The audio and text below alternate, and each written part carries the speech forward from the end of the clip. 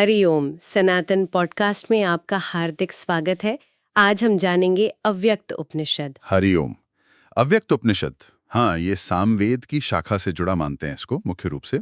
और मुक्तिका उपनिषदों की जो सूची है उसमें इसका स्थान 68वां है। अव्यक्त उपनिषद जी। ये वास्तव में एक बहुत ही अनूठा उपनिषद है, क्योंकि ये हमें सृष्टि रचना से भी पहले की स्थिति, वो जो परम रहस्यमयी अव्यक्त अवस्था है, उस पर सोचने को विवश करता है। अव्यक्त, हाँ, ये शब्द सुनते ही एक गहनता सी महसूस होती है। मतलब जो व्यक्त नहीं है, जो भी प्रकट नहीं हुआ, तो इस उपनिषद में ऐसी क्या खास बात है जो इसे दूसरों से अलग करती है? देखिए, इसकी सबसे बड़ी विशेषता मुझे ये लगती है कि यह सिर्फ बौद्धिक ज्ञान या फलसफे पर ही नहीं रुकता। अच्छा। हाँ, ये असल में ज्ञान और जो प्रत्यक्ष अनुभव होता है ना, उसके बीच एक पुल का काम करता है। यह हमें राह दिखाता है कि उस परम सत्य, उस अव्यक्त तत्व को अनुभव कैसे किया जाए। अनुभव कैसे किया जाए? जी। और इसमें मौन और ध्यान की भूमिका वो बहुत महत्वपूर्ण बताई गई है। ये सिर्फ शास्त्रों को पढ़ना नहीं है, बल्कि अपनी आत्मा की गहराइयों में उतरने का एक तरह से निमंत्रण है। तो आज की चर्चा में हम इसी अव्यक्त की यात्रा पर निकल रहे हैं, है ना?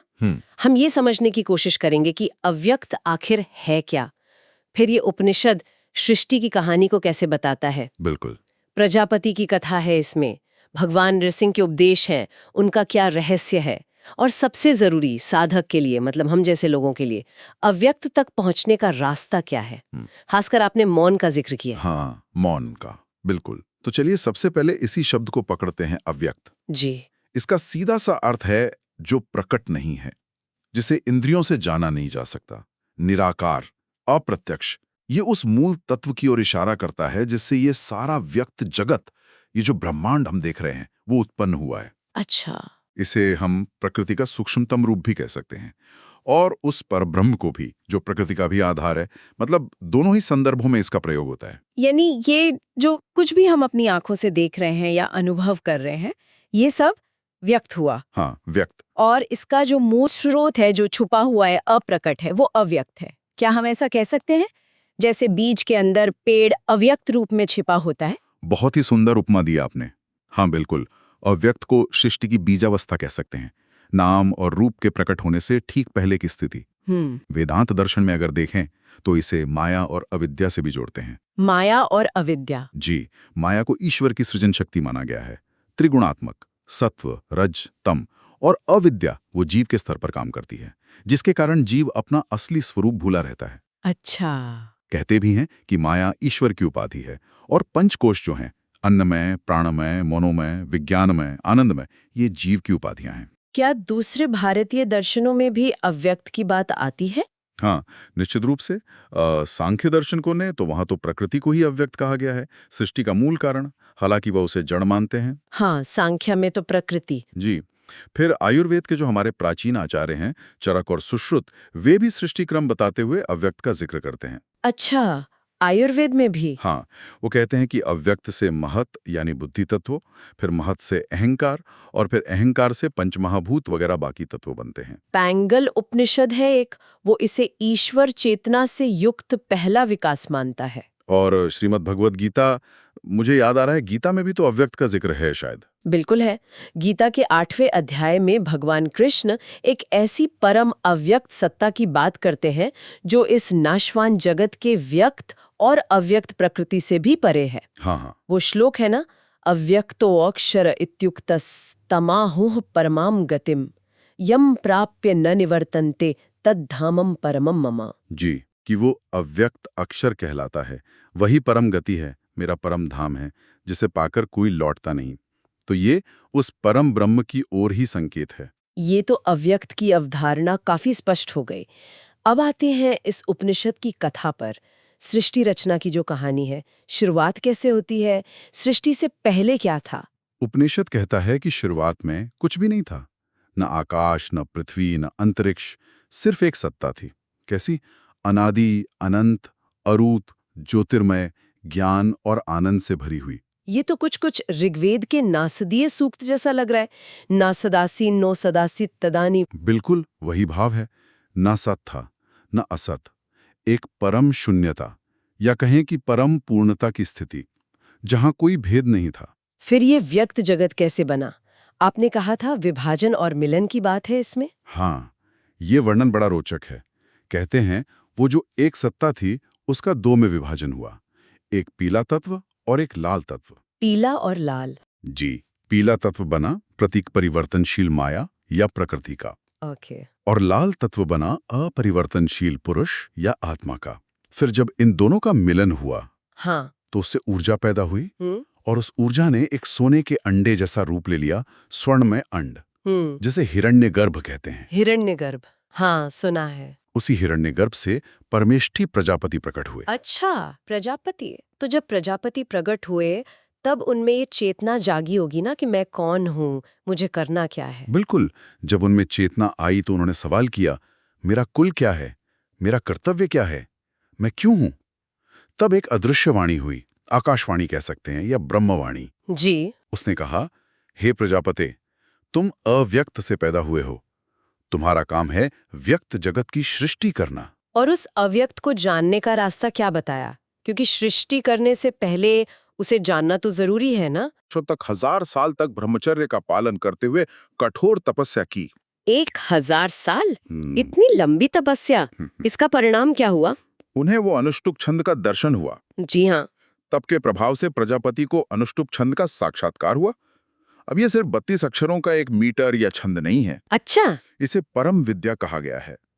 कहते हैं इसमें स्वयं ब्रह्म और सारे देवता निवास करते हैं। यह ज्ञान का, शक्ति का स्रोत है। प्रजापति को यह भी समझ आया कि इसके बिना तो वेद भी अधूरे हैं। पर अनुष्टुप विद्या जानने के बाद भी उनकी जिज्ञासा पूरी नहीं हुई। वो लाल तत्व यानी पुरुष को जानना चाहते थे। सत्य है, वो जो मूल था, अपरिवर्तनशील तत्व पुरुष, उसको जानने की तीव्र इच्छा हुई। तो प्रजापति ने फिर से दोबारा सहस्त्र वर्षों तक ओंकार के साथ अनुष्टुप छंद का ध्यान और जप किया। फिर से 1000 साल? जी, तब जाकर उन्हें भगवान नृसिंह का अत्यंत तेजस्वी और अद्भुत दर्शन मिला। भगवान नृसिंह का दर्शन? उनका स्वरूप कैसा था? उपनिषद में वर्णन होगा इसका? बहुत ही भव्य और दिव्य स्वरूप। विश्री यानी लक्ष्मी जी के साथ बैठे थे। गरुड़ उनका वाहन था। उनका सिर शेषनाग के फणों से ढका हुआ था। वाह! मुख सिंह का और शरीर मनुष्य का। नृसिंह और 3 नेत्र थे उनके, चंद्र, सूर्य और अग्नि के प्रतीक। ज्ञान, शक्ति, कल्याण, सबका मिला-जुला रूप। उग्र भी और सौम्य भी। ऐसे अद्भुत रूप को देखकर तो प्रजापति ने निश्चय ही उनकी स्तुति की होगी। अवश्य। प्रजापति नतमस्तक हो गए और उन्होंने उसी प्रसिद्ध नृसिंह मंत्र से स्तुति की जिसे हम आज भी जपते हैं। उग्रम वीरम महाविष्णुम ज्वलंतम सर्वतोमुखम नृसिंहम भीषणम भद्रम मृत्युर्मृत्युम नमाम्यहम। हाँ, ये मंत्र तो बहुत प्रचलित है। इसका हर शब्द कितना गहरा अर्थ लिए हुए है। उग्रम और भीषणम, ये उनके प्रचंड रूप को दिखाता है। जी, संहारक रूप को। तो वहीं वीरम और महाविष्णु उनके पराक्रम और उनकी सर्वव्यापकता को बताता है। ज्वलंतम मतलब उनका तेज, सर्वतोमुखम यानी हर तरफ जिनका मुख है, विश्वरूप। और भद्रम, ये उनका कल्याणकारी सौम्य रूप है क्योंकि वे लक्ष्मी जी के साथ हैं। बिल्कुल। और सबसे महत्वपूर्ण, मृत्युम, मृत्यु के भी मृत्यु। हाँ, वे मौत को भी मार देने वाले हैं, काल के भी महाकाल, जन्म मृत्यु के चक्कर से पार ले जाने वाले, अमरत्व देने वाले। नमाम्यहम, ऐसे भगवान नृसिंह को मैं नमन करता हूँ।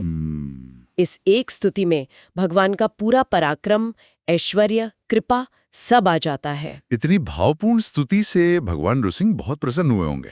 अत्यंत प्रसन्न हुए। उन्होंने कहा, प्रजापति वर मांगो। प्रजापति ने कहा, भगवान मैं अव्यक्त से जन्मा हूँ, व्यक्त की सृष्टि मेरा काम है। अव्यक्त का ज्ञान तो आपकी कृपा से हुआ, पर यह व्यक्त क्या है और इसकी सृष्टि मैं करूं कैसे? भगवान ने कहा, यह जो सारा चर अचर जगत देख रहे हो, यही व्यक्त है। पर प्रजापति शायद खुद को सृष्टि रचने में समर्थ नहीं पा रहे थे। हाँ, उन्होंने अपनी मुश्किल बताई कि मैं कैसे करूं ये सब, उपाय पूछा। तब भगवान नृसिंह ने वो परम रहस्य बताया जिसे इस उपनिषद में ध्यान यज्ञ कहा गया है। यह इस उपनिषद का आप कह सकते हैं केंद्रीय विचार है। ध्यान यज्ञ, ये सुनने में कुछ अलग लग रहा है। जो हम सामान्य यज्ञ करते हैं उनसे कैसे अलग है? भगवान ने समझाया, हे प्रजापते, अपनी आत्मा को ही हवि मानो। हवि यानी आहुति देने की सामग्री। अपनी आत्मा को? हाँ, और मुझ में यानी अग्नि स्वरूप ब्रह्म में अनुष्टुप छंद का मनन करते हुए ध्यान के द्वारा अपनी आत्मा की आहुति दो। यही सच्चा यज्ञ है, यही ध्यान यज्ञ है। मतलब ये बाहर अग्नि जलाने का यज्ञ नहीं है। अच्छा, ये तो भीतर का यज्ञ है। बिल्कुल, भीतर अपने अहंकार की, अपने सीमित मैंपन की आहुति देना है, ब्रह्म की चेतना में, ध्यान के द्वारा। ये तो बहुत ही गहन और आंतरिक प्रक्रिया है। अत्यंत गहन। भगवान ने इसे देवताओं का गुह्य रहस्य बताया और कहा कि जो इसे जान लेता है वो सब कामनाएं पा लेता है, सब लोकों को जीत लेता है और अंत में मुझ में ही लीन होकर आवागमन से मुक्त हो जाता है, दोबारा नहीं आता। तो क्या प्रजापति ने ये ध्यान यज्ञ किया? हाँ, उन्होंने मन ही मन पूरी श्रद्धा और समर्पण से ध्यान के द्वारा ये यज्ञ संपन्न किया। अपना जो मैं था उसको परब्रह्म में अर्पित कर दिया। और इसका फल क्या हुआ? इस आत्म आहुति के फलस्वरूप उन्हें सर्वज्ञता मिली, सब कुछ जानने की शक्ति, और सर्वशक्तिमत्ता भी मिली, सब कुछ करने की शक्ति। अब वे सृष्टि करने में समर्थ हो गए। और फिर उन्होंने अनुष्टुप छंद के अक्षरों से सृष्टि की रचना की। ये प्रक्रिया कैसे बताई गई है? बड़ी रोचक लग रही है। हाँ, ये थोड़ा काव्यात्मक वर्णन है कि कैसे उसी एक मूल विद्या यानी अनुष्टुप से ही सब कुछ निकला। संक्षेप में कहें तो उन्होंने अनुष्टुप के जो 32 अक्षर हैं और उसके जो पाद हैं यानी हिस्से, उनका इस्तेमाल करके 3 लोक बनाए, पृथ्वी, अंतरिक्ष, स्वर्ग। अच्छा। फिर अलग अलग देवता बनाए, जैसे इंद्र, रुद्र, आदित्य, वसु। 4 वर्णों की रचना की, ब्राह्मण, क्षत्रिय, वैश्य, शूद्र। दिन और रात बनाए, चारों वेद, ऋक्, यजुस, साम, अथर्व, उनकी रचना की। और यहाँ तक कि दूसरे छंद जैसे गायत्री, त्रिष्टुप, जगती, इनकी भी रचना उसी अनुष्टुप से की। मतलब सब कुछ उसी एक मूल स्रोत से निकला। बिल्कुल, ये यही दिखाता है कि सारी सृष्टि उसी एक मूल ज्ञान और शक्ति का विस्तार है। इसमें वर्णों की उत्पत्ति का जो जिक्र है वो भी अक्षरों से जुड़ा है। हाँ, उपनिषद सांकेतिक भाषा में कहता है कि पहले 12 अक्षरों से ब्राह्मण बने, फिर अगले 10-10 अक्षरों से क्षत्रिय और वैश्य बने, और बिना अक्षर के या मौन से शूद्र की उत्पत्ति हुई। ये शायद उनके ज्ञान और सामाजिक भूमिकाओं की तरफ इशारा करता है। उस समय की जो सामाजिक व्यवस्था थी उसका एक प्रतीकात्मक निरूपण कह सकते हैं इसको। और सृष्टि में स्त्री पुरुष का भेद कैसे बना? क्योंकि प्रजापति तो पहले अकेले थे। जब प्रजापति ने देखा कि सिर्फ पुरुषों की रचना हुई है, इससे तो प्रजा आगे बढ़ेगी नहीं, तो उन्होंने उग्रम मंत्र के पहले पाद का ध्यान किया। उससे अर्धनारीश्वर रूप प्रकट हुआ, शिव और शक्ति का मिलाजुला रूप। अर्धनारीश्वर जी। फिर प्रजापति ने उस एक रूप को 2 में बांट दिया, स्त्री और पुरुष। तब जाकर मैथुनी सृष्टि यानी संतान उत्पत्ति संभव हुई। इसमें इंद्र की कहानी का भी जिक्र है। वे तो देवताओं में सबसे छोटे थे शायद, फिर वे अधिपति कैसे बन गए? इसका क्या मतलब है? हाँ, इंद्र देवताओं में कनिष्ठ थे। जब प्रजापति ने उन्हें अधिपति यानी राजा बनाना चाहा तो बाकी देवता नहीं माने, उन्होंने विरोध किया। अच्छा। तब प्रजापति ने इंद्र का विशेष अभिषेक किया, उन्हें अनुष्टुभ विद्या दी, दिव्य अस्त्र शस्त्र दिए, सुदर्शन चक्र, 5 जन्य शंख, सूर्य जैसा तेज वाला कवच। इस ज्ञान और कृपा से इंद्र में इतना तेज आ गया कि देवताओं को उन्हें अपना स्वामी मानना पड़ा। वे स्वराट कहलाए। ये कहानी ये दिखाती है कि अधिकार सिर्फ जन्म या उम्र से नहीं मिलता, बल्कि ज्ञान, योग्यता और दैवी कृपा से मिलता है। प्रजापति ने उन्हें कूर्म यानी कछुए के आकार का सिंहासन भी दिया। कहा जाता है उस पर बैठकर इंद्र ने पृथ्वी जीती। ये स्थिरता और ज्ञान के आधार पर विजय पाने का प्रतीक है। ये सृष्टि की कहानी और उसके प्रतीक वाकई बड़े गहरे हैं। पर अब उस बिंदु पर आते हैं जो शायद साधक के लिए सबसे महत्वपूर्ण है। अव्यक्त तक पहुंचने का मार्ग क्या है? आपने मौन का जिक्र किया था शुरू में। हाँ, मौन इस उपनिषद के बिल्कुल केंद्र में है। पर यहाँ मौन का मतलब सिर्फ जबान बंद करना नहीं है। अच्छा, तो फिर क्या है? ये है चित्त की वृत्तियों का शांत हो जाना, हमारी यादें, स्मृतियां, उनका थम जाना, हमारा अहंकार, हमारा मैं, उसका विलीन हो जाना। एक ऋषि की कथा का सार भी यही है कि परम सत्य का अनुभव शब्दों से नहीं होता, वो तो गहन निर्विचार मौन में होता है, जब साधक का अपना करने वालापन, कर्तापन शून्य हो जाता है। तो जो ध्यान यज्ञ प्रजापति ने किया था, क्या वही रास्ता साधक के लिए भी है, खुद को हवी मानकर ब्रह्म के अग्नि में आहुति देना? निश्चित रूप से साधक के लिए ध्यान यज्ञ का मतलब यही है। अपना जो सीमित मैं का भाव है, अपनी इच्छाएं, वासनाएं, अपना अहंकार, इन सब को लगातार ध्यान के द्वारा साक्षी भाव से देखते हुए परमात्मा की चेतना में समर्पित करते जाना। समर्पण। हाँ, ये मैं नहीं तू ही वाला भाव है। ये अपने छोटे से व्यक्तित्व को उस विराट सत्ता में विसर्जित करने की प्रक्रिया है, अपने आप को होम कर देना। हमारे अनुभव के 3 स्तर माने जाते हैं। जागृत अवस्था, जो ये व्यक्त जगत है, स्वप्न अवस्था, जो सूक्ष्म जगत है, और सुषुप्ति, गहरी नींद, जो कारण जगत है, अव्यक्त के करीब। तो क्या अव्यक्त तक पहुंचने के लिए इन स्थूल और सूक्ष्म दोनों स्तरों को पार करना जरूरी है? बिल्कुल। व्यक्त जगत तो हमारे इंद्रियों का संसार है, स्थूल है। सूक्ष्म जगत हमारे मन, बुद्धि, अहंकार, प्राणों का है। अव्यक्त इन दोनों से परे है, और इन दोनों का आधार भी वही है। अच्छा। कई और योग उपनिषद हैं, जैसे ध्यान बिंदु, योग तत्व, अमृतनाद, वो भी अलग अलग साधनाएं बताते हैं, जैसे किसी बिंदु पर ध्यान लगाना, या शरीर के ऊर्जा चक्रों का भेदन करना, या भीतर गूंजते अनाहत नाद को सुनना। हाँ, नाद योग। जी, ये सब रास्ते अलग अलग लग सकते हैं, पर अंत में ये सब हमें उसी इंद्रियों से परे, मन की हलचल से परे, परम मौन या अव्यक्त अवस्था की तरफ ही ले जाते हैं। और इस पूरी यात्रा का अंतिम सत्य क्या है? क्या अव्यक्त हमसे बाहर कोई मंजिल है जिसे हमें पाना है, या वो हमारे भीतर ही है? यही तो अद्वैत वेदांत का सार है। तत्वमसि, अयम आत्मा ब्रह्मा। वो अव्यक्त कोई 7 समुंदर पार की चीज नहीं है, वो हमारी आत्मा का, हमारे अपने असली स्वरूप का ही नाम है। हमारा अपना स्वरूप? हाँ, हम अज्ञान के कारण खुद को ये शरीर और मन मान बैठे हैं, पर असल में हम वो अव्यक्त ब्रह्म ही हैं। इसीलिए आत्मज्ञान कोई नई चीज पाना नहीं है, वो तो बस अपने भूले हुए स्वरूप को फिर से याद करना है।